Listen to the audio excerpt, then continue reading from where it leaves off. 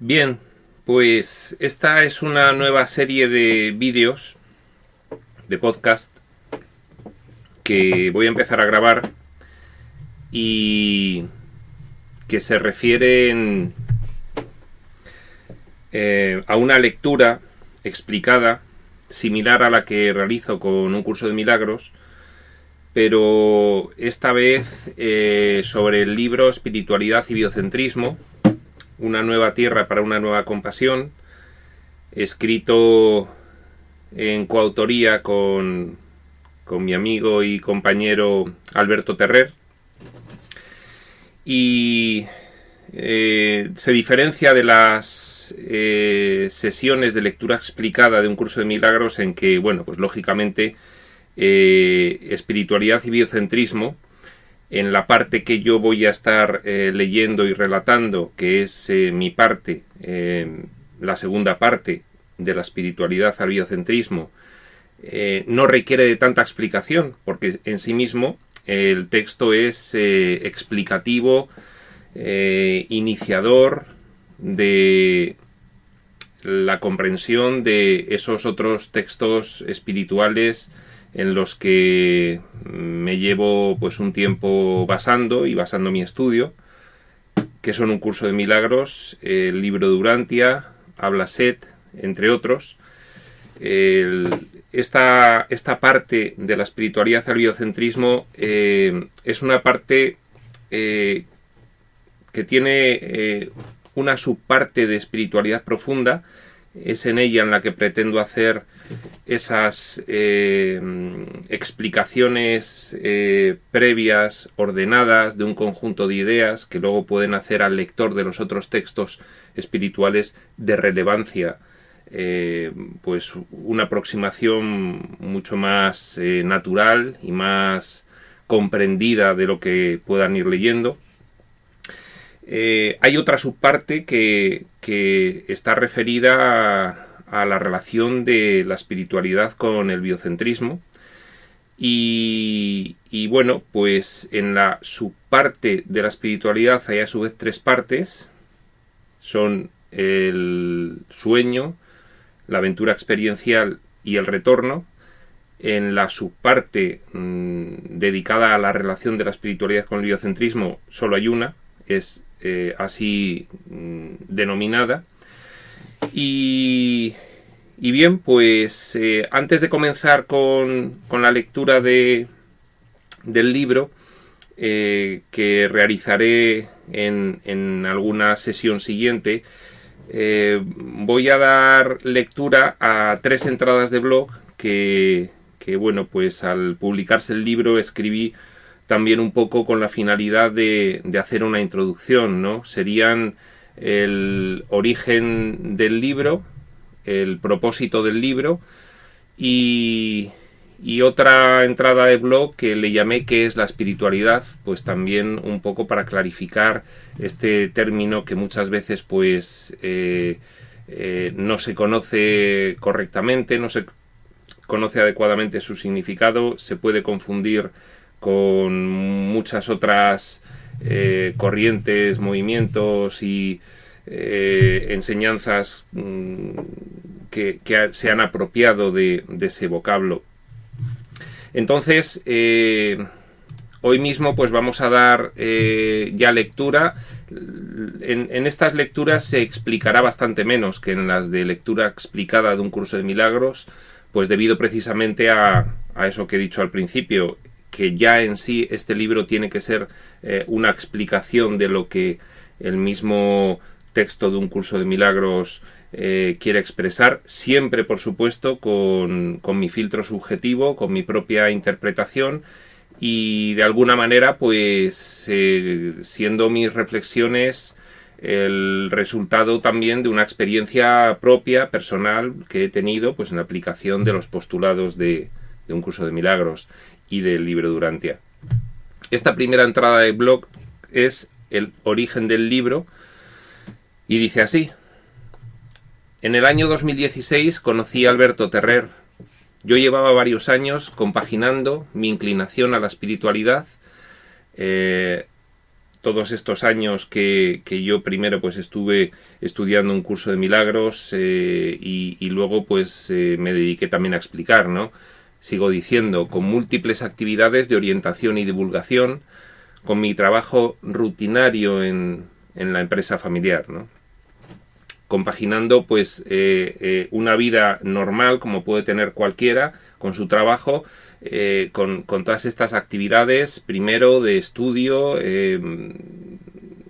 bastante profundo y detallado y un comienzo de aplicación práctica de eso que iba estudiando, lo cual pues yo creo que ha sido muy interesante también y de alguna forma pues bastante de esa relación entre el estudio de la espiritualidad, su aplicación práctica y el trabajo que es normal como el que todos y cada uno de nosotros puede tener, pues ha tenido unos frutos que yo creo que tienen bastante interés. Sigo diciendo, desde hacía un tiempo, concretamente desde que mi compañero Onyx, un perro inseparable durante 20 años, pasó a su siguiente fase vital, bueno, pues hace un par de años se murió el perrito.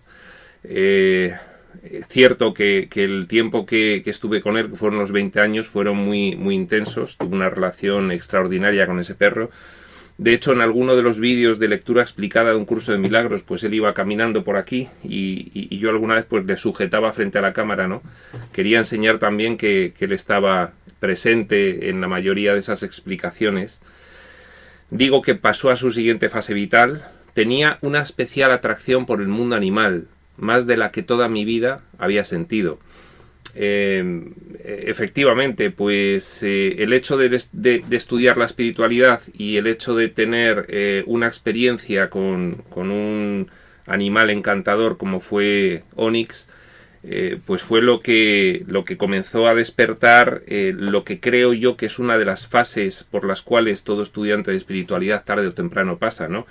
Que es, bueno, pues la consideración del resto de los seres vivos como algo no diferente de los humanos en muchos aspectos, que es lo que posteriormente en el libro hemos intentado explicar. Continúo.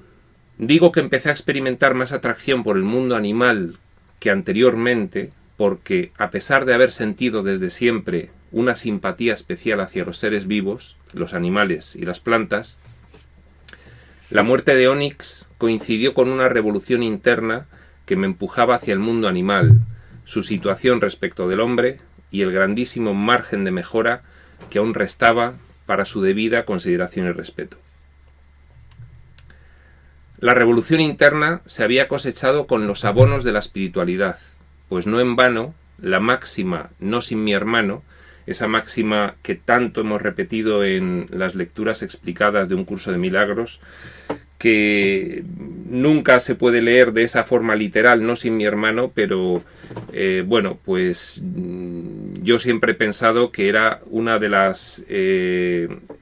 enseñanzas fundamentales o axioma o resumen o conclusión de los principios que puedes encontrar en un curso de milagros, ¿no? Digo que no en vano la máxima "no sin mi hermano" llevaba en mi interior varios años extendiéndose desde la esfera puramente humana para abarcar también un "no sin mi hermano" de otra especie. Incluso fue determinante para que adoptase la decisión de comenzar a alimentarme sin productos animales. Bueno, pues efectivamente, los movimientos animalistas ahora mismo tienen bastante auge en todo el mundo occidental, son un fenómeno creciente y muchas veces pues la decisión de dejar de alimentarse de animales responde pues a un sentimiento profundo que uno va adquiriendo poco a poco, pues por ese proceso por el cual empiezas a considerar a tu hermano de otra especie, ¿no? En mi caso pues fue un proceso natural, no forzado, no decidido intelectualmente, sino que fue pues la respuesta a una sensación, a una emoción, a una inquietud, a digamos una insoportabilidad que fui teniendo, que fue creciente con el tiempo y que me llevó pues a cambiar mis hábitos de consumo paulatinamente, en un proceso pues más o menos largo, pero de alguna forma también acorde con otro de los principios de la espiritualidad, en este caso recogido en ambos textos que he mencionado, en los que se basa el libro, ¿no? Este principio sería el de que no tiene mucho sentido el realizar una decisión, tomar una decisión de forma intelectual que te pueda suponer en un momento dado la vía del sacrificio, debido a no tener completamente asimilado, profundamente asimilado, pues los postulados que te pueden llevar a sentir eso, ¿no? Efectivamente, pues en mi caso no quise tomar esa decisión tajantemente y de forma intelectual, pues para no incurrir en una cierta contradicción, sino que fui dejando que la emoción, que esa sensación que poco a poco iba teniendo cada vez mayor de rechazo de este tipo de consumos, pues fuese creciendo hasta que al final llegó hasta un punto en el que se completó. Sigo diciendo, con todas estas mimbres, no, me había quedado antes.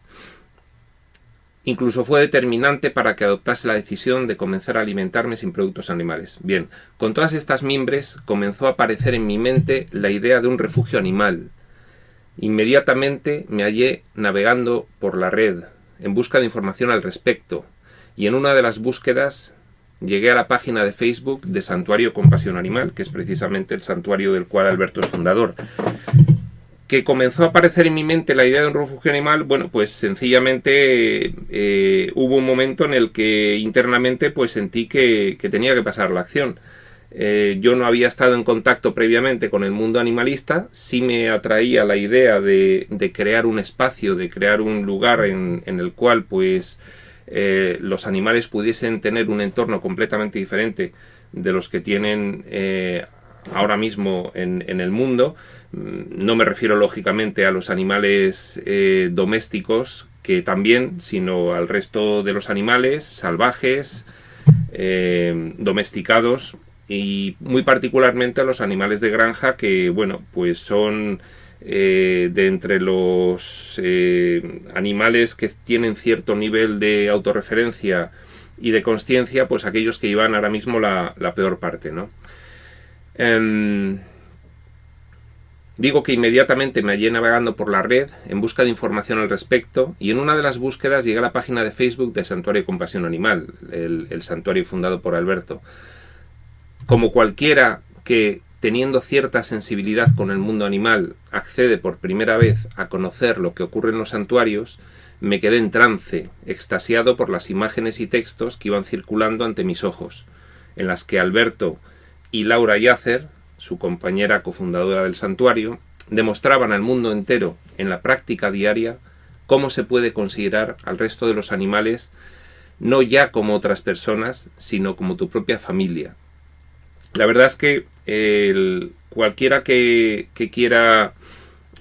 cualquiera que tenga una previa sensibilidad con respecto a esta cuestión de los animales, todo aquel que note que tiene una inclinación que le puede llegar a conmover el tema de los otros seres vivos, no debería perder la oportunidad de acercarse a conocer lo que es un santuario animal, porque es una experiencia apasionante. Es un espacio, un marco cerrado en el que cuando lo cruzas no existe absolutamente ninguna discriminación por razón de especie. No existe en absoluto nada que diferencie a los humanos de los animales no humanos, más allá de su propia configuración física o intelectual, ¿no? Entonces, pues lo que allí se ve, lo que allí se percibe, el ambiente que se crea cuando los animales durante bastante tiempo son tratados sencillamente de la forma más adecuada para que sean felices y allí acaben finalmente muriendo, sin venderlos, sin llevarlos a los mataderos, sin de ninguna forma hacer una explotación en favor del ser humano, pues es sencillamente impresionante, impactante, apasionante, ¿no? Enseguida contacté con ellos, con Alberto y con Laura, enviándoles un mensaje en el que les exponía mis inquietudes al respecto de abrir algo parecido. Yo tenía esa idea de un refugio de animales, ni siquiera había reparado en que había ya refugios de animales de granja, que son los llamados santuarios, ¿no? Luego comprendí con el tiempo que santuario es una palabra que responde a el hecho de que en ese espacio la vida se considera santa, se considera sagrada. Por eso es un santuario animal, es un sitio donde el respeto a los animales es algo sagrado, es tan sagrado como el respeto que nos podamos tener ahora mismo a cualquiera de nosotros, los seres humanos, siempre por supuesto con la óptica de la espiritualidad, ¿no? No hace falta dar un repaso por el mundo entero a su largo y ancho, ni tampoco por la historia, para darse cuenta de que no siempre la consideración de la vida entre humanos es algo sagrado, ¿no? Lo que un santuario deja ver es precisamente un avance extraordinario en el cual pues no solamente se considera sagrada la vida entre humanos, sino entre todo tipo de seres vivos, siempre lógicamente en la medida en la que las alternativas de este mundo imperfecto pues nos permite realizar. Sigo leyendo y digo, como pude comprender cabalmente a lo largo de los siguientes meses, la actitud de Alberto, aún muy cordial, fue contenida y con ciertas dosis de recelo, ya que eran muchas personas las que, con buena intención, pero sin los conocimientos, medios, experiencia y determinación suficiente, se les acercaban a menudo con los mismos planteamientos. Claro, hay mucha gente, lo mismo que ocurre con la espiritualidad, que uno al principio pues se emociona y no hay otra cosa que la espiritualidad, y entonces se vuelca y tiene pues ese éxtasis inicial cuando algo pues te atrae mucho de comenzar a descubrirlo, ¿no? En el mundo del animalismo es exactamente lo mismo. Mucha gente se acerca a los santuarios animales solicitándoles ayuda, asesoramiento, porque tienen la idea de hacer un refugio y bueno, pues es una idea bien intencionada, honesta, completamente procedente de una motivación en ese momento profunda,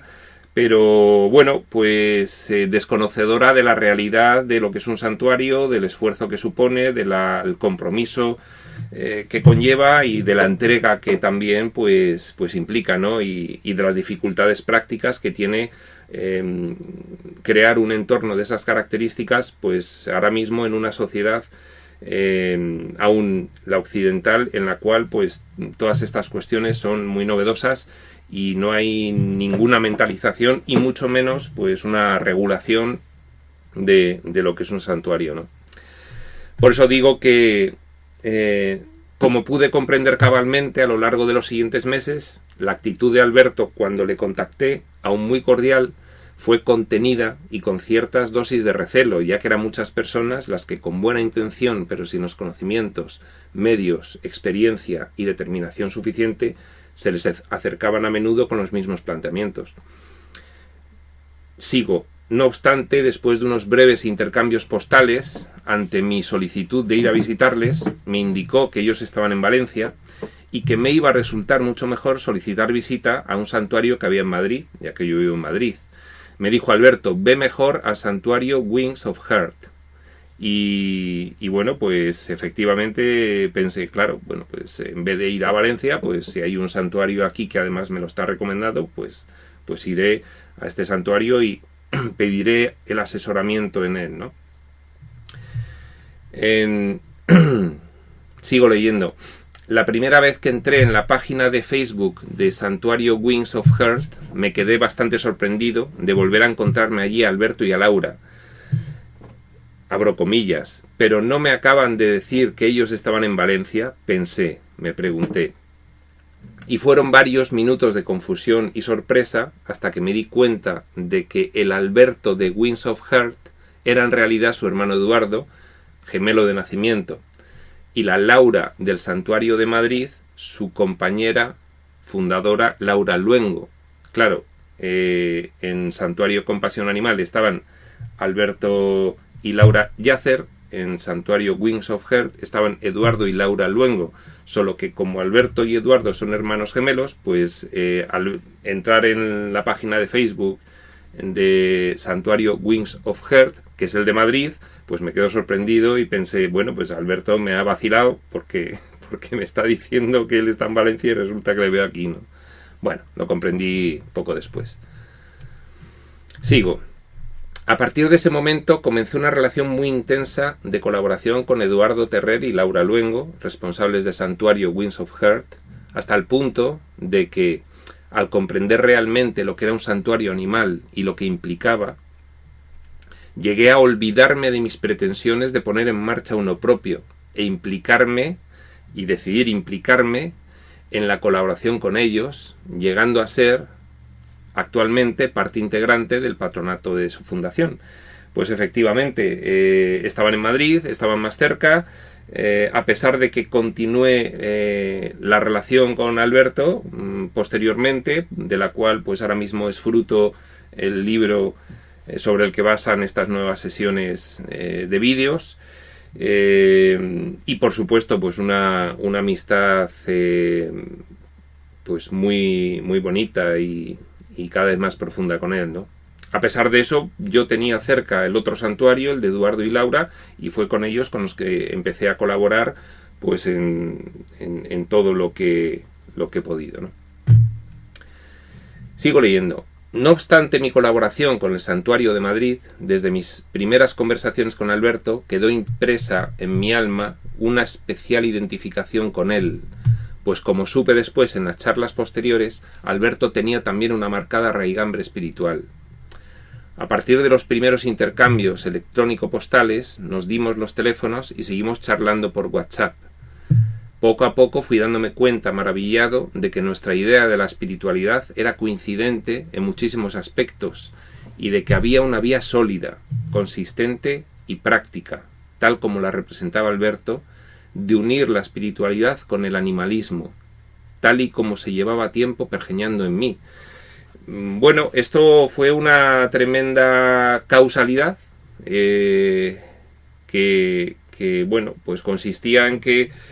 la primera persona a la que contacto cuando tengo esa pulsión hacia colaborar activamente con el animalismo, esa primera persona con la que contacto pues resulta que también pues tiene una fuerte inclinación hacia la espiritualidad profunda y que también estudia los mismos textos que estudio yo, ¿no? Un curso de milagros y el libro Durantia. No digo que sea casualidad, porque que sea casualidad es algo muy complicado en este caso, sino que aquí se aprecia claramente, al contrario de lo que se puede apreciar en el resto de cuestiones, aquí claramente se aprecia que era una causalidad, ¿no? Fue un encuentro para nosotros, para los dos, providencial, que nos enriqueció muchísimo. Como digo a continuación, las charlas comenzaron a ser auténticas sábanas de reflexiones compartidas, de un grandísimo interés para ambos, hasta que un buen día nos planteamos editarlas. Como dice Alberto en su prólogo del libro,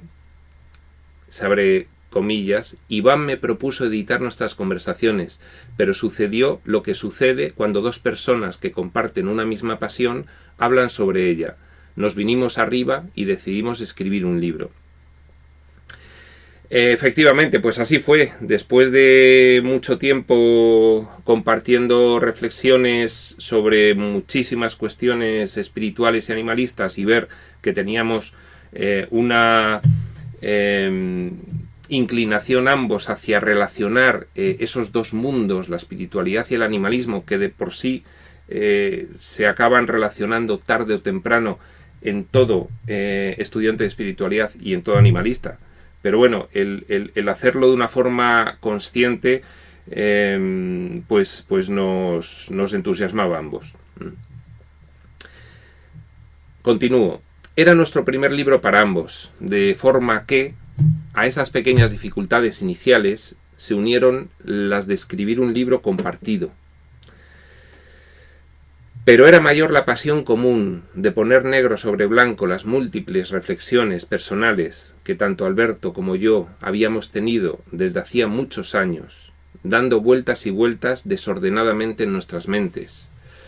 Después de una pequeña planificación, nos pusimos manos al teclado y en brevísimo lapso, pues no en vano para ambos, la escritura del libro fue una mera transcripción ordenada de múltiples reflexiones tenidas a lo largo de un extenso periplo vital, pues nos pusimos manos a la obra y empezamos a escribir. Es curioso, ¿no? Tú empiezas a escribir lo que se te ocurra, yo empiezo a escribir lo que se me ocurra a mí, y vamos viendo, ¿no? Y así surgió. Y lo que íbamos escribiendo, pues nos lo íbamos compartiendo, íbamos leyendo el uno lo que iba escribiendo el otro, y poco a poco, pues también de una forma aparentemente mágica, pero bueno, después yo estoy completamente seguro de que había una cierta planificación superior en todo aquello. Pues al final el libro salió y quedó un libro, a nuestro parecer, pues extraordinariamente bien relacionado, unas partes con las otras, que viniendo desde diferentes campos y planteamientos, lo suyo viene desde el biocentrismo, el animalismo, hacia la espiritualidad, y mi parte va de la espiritualidad hacia ese biocentrismo, hacia ese animalismo, hacia ese ecologismo, pues al final quedó algo pues muy compaginado, muy entrelazado, muy relacionado, ¿no? Digo,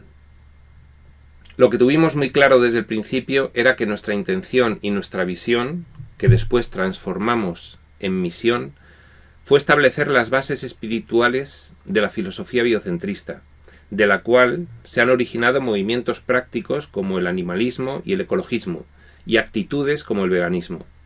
Alberto y yo sabíamos, él con mayor conocimiento debido a haber pasado muchos más años que yo en contacto con el mundo de los derechos animales,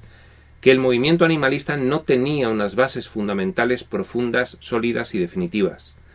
Y nuestro convencimiento era la grandísima aportación que podíamos ofrecer a ambos flancos conceptuales. En primer lugar, mostrar a las personas con sensibilidad animalista y ecologista cómo no se pueden entender ni fundamentar completamente, sin fisuras, dichos movimientos sin la concurrencia de la espiritualidad. En segundo lugar, exponer a las personas con inclinación hacia la espiritualidad que la máxima de esta, no sin mi hermano, no podía tener un valor significativo absoluto sin adherirle su homónima, no sin mi hermano, de otra especie.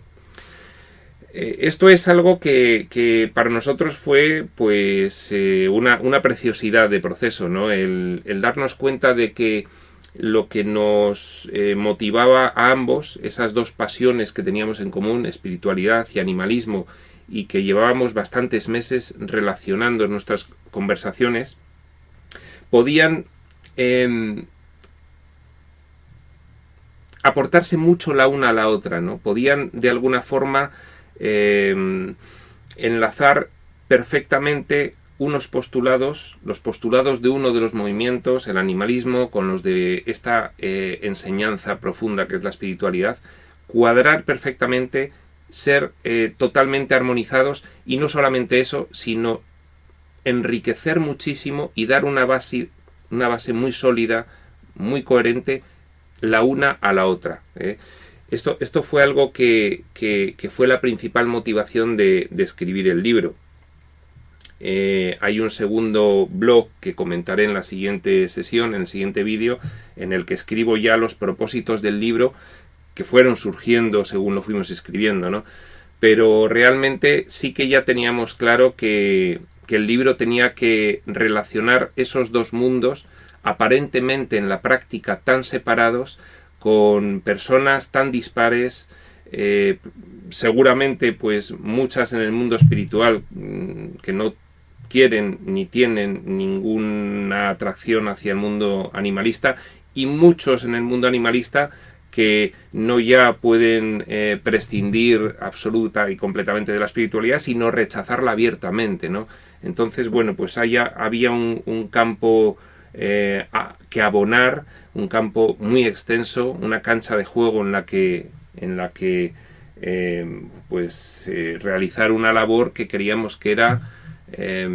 muy necesaria para ambos movimientos y en general para la evolución de la sociedad actual, ¿no?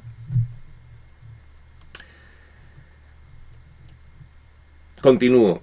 De esa forma comenzó a aflorar en nuestra mente, ya avanzada la escritura del libro común, no solamente su título actual, sino también una terminología que identificase semánticamente dicha unión entre espiritualidad y biocentrismo. Aprovechando que el biocentrismo implica considerar la vida como centro de medida y rasero de valoración de los intereses de todo ser que la manifieste, por el mero hecho de manifestarla, esa vida, introdujimos el matiz espiritual en el término,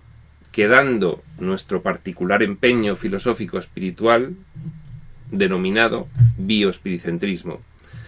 que evocaría que el centro de medida real es el espíritu, como trascendente a toda vida manifestada, tal y como profusamente explicamos en el libro. Bien, el bioespiricentrismo pues realmente es un término que lo que evoca es que a esa filosofía biocentrista que protege la vida allá donde se manifieste, en cualquiera de sus formas, basándose en el mero hecho de manifestarla, es decir, cualquier ser vivo es lo mismo simplemente porque vive,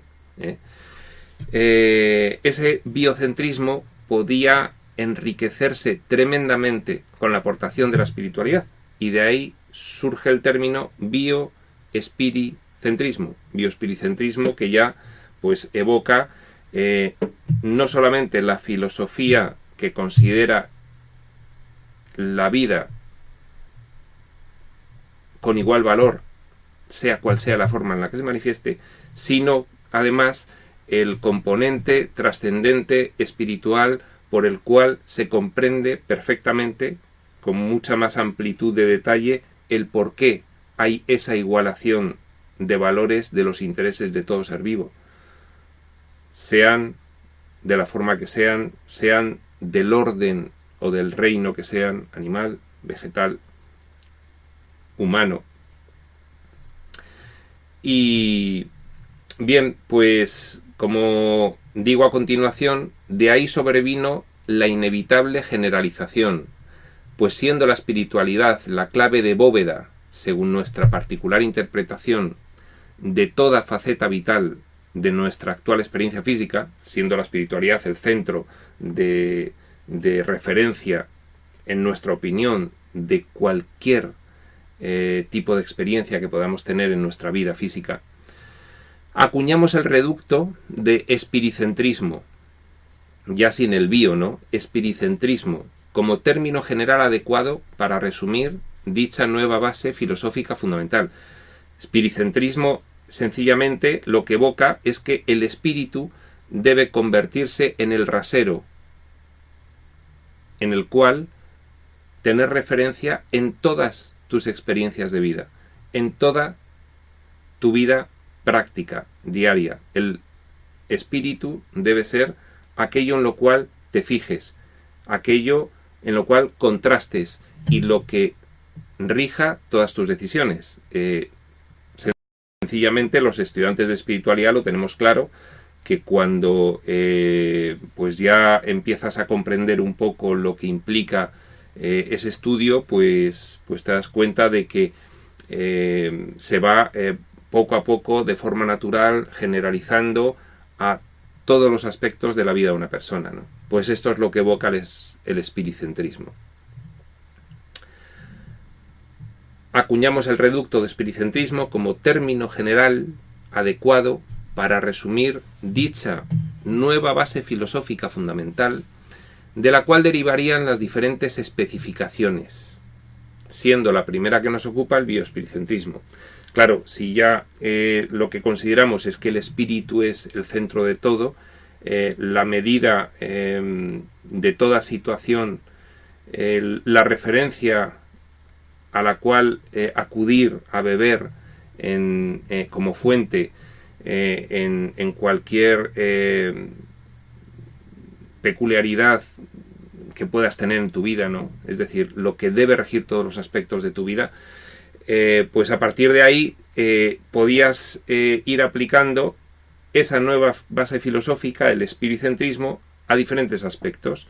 El bioespiricentrismo en la consideración del resto de los seres vivos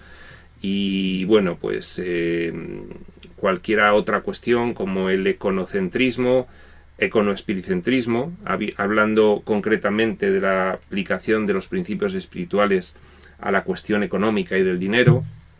el sociocentrismo, socioespiricentrismo, aplicando esa misma filosofía de considerar como centro de la relación con los demás el espíritu, el politi-espiricentrismo, si es que lo aplicas a la cuestión política, en fin, podían derivarse muchísimas ya especificaciones a esa nueva visión general de la vida que sería el espiricentrismo, ¿no? Continúa diciendo, el libro que os presentamos consta a su vez de dos sublibros, esto lo explica al principio de la sesión, el de Alberto titulado Del biocentrismo a la espiritualidad, con una extensa parte única, y el mío, de la espiritualidad al biocentrismo, que consta de 4 partes, 3 de ellas dedicadas a la espiritualidad profunda, el sueño, la aventura experiencial y el retorno, como base necesaria para traducir cualquier otra aplicación práctica, como el espiricentrismo nos dice, y una 4ª subparte aplicada específicamente al biocentrismo, que respondería a esa denominación de bioespiricentrismo. Y ya para acabar el blog, pues explicaros que, leyendo también este último párrafo, que el libro cuenta además con 2 prefacios, uno de Andrés Rodríguez, maestro espiritual, muchos de vosotros le conocéis y le seguís, orientador en la línea de ideales espirituales, en la misma línea que Alberto y yo hemos adoptado, un curso de milagros en concreto, el libro de Urantia, Háblase, todos esos textos que son la base de partida de la que nosotros salimos para escribir Espiritualidad y Biocentrismo. Otro prefacio de Nacho Fernández Rubio, en este caso practicante de esta misma espiritualidad profunda, pero en este caso procedente de la tradición cristiana. Pues de alguna manera la aportación de Andrés era necesaria, puesto que la experiencia que Andrés y yo hemos tenido en conjunto, pues desde que yo inicié la espiritualidad ha sido muy fecunda, extraordinariamente ilustrativa para mí y bueno, pues para mí era algo esencial el que él pues realizase esa primera lectura del libro y el prefacio, ¿no? En el otro caso, en el de Nacho Fernández Rubio, pues ya digo que procedente de la tradición cristiana, pues también quería de alguna forma resaltar que la religión y la espiritualidad no están enfrentadas. Sencillamente la espiritualidad es es un paso más evolutivo en el estudio de todo este contenido que también lo contiene la religión, aunque a mi modo de ver distorsionado y camuflado bajo muchísimas otras cuestiones formales que lamentablemente pues lo han cristalizado y han llegado pues incluso a transmitir mensajes contradictorios y a confundir a sus estudiantes, ¿no? pero contiene también todos estos principios. Y bueno, pues a mí me pareció interesante que una persona que procedía de la religión, de la tradición cristiana religiosa, pues escribiese el otro prefacio. Y nada más, aquí se termina esta primera sesión de espero que de bastantes, de lectura, más lectura que explicación, pero también habrá mucha explicación de este libro, Espiritualidad y Biocentrismo. Y sin más, pues lo dejamos en este momento. Prospector UCDM.